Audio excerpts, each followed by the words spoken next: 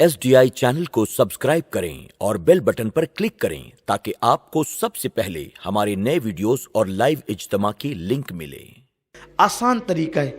लोग ईद की नमाज को बहुत मुश्किल समझते हैं और सोचते हैं कि कैसे पढ़ें। आसान सी बात है, हमने 2 रकअत नमाज पढ़नी है और उसकी नीयत इस तरह करनी है। नीयत की मैंने नमाज ईद उल फित्र वाजिब अदा करने की, वास्ते अल्लाह के मुँह मेरा काबा शरीफ की तरफ, पीछे इस इमाम के 6 तकबीरों के साथ।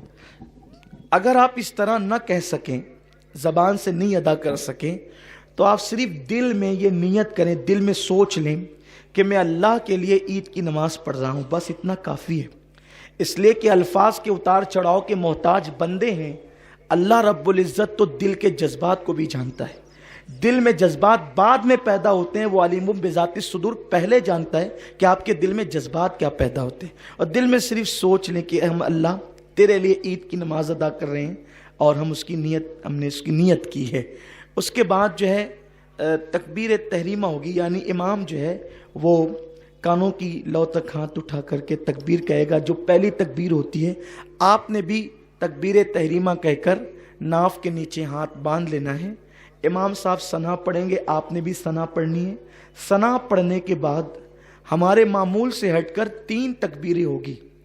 उन 3 तकबीरों में हमने करना ये है कि पहली तकबीर में कानों की लौ तक हाथ ले जाना है और छोड़ देना है, और दूसरी तकबीर में भी कानों की लौ तक हाथ ले जाकर छोड़ देना है, और तीसरी तकबीर में कानों की लौ तक हाथ ले जाकर हाथ को बांध लेना है।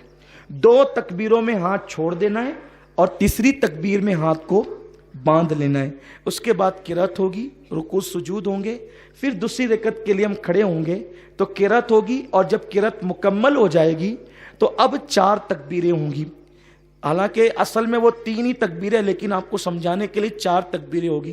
3 तकबीरों पर आपको कानों की लौ तक हाथ ले जाकर के छोड़ देना है, और चौथी जो तकबीर होगी वो हमारी रुकू की तकबीर है, इसलिए हमें उसमें कान की लौ तक हाथ नहीं ले जाना है, बल्कि अल्लाह अकबर कहते हुए सीधा रुकू में चले जाना है।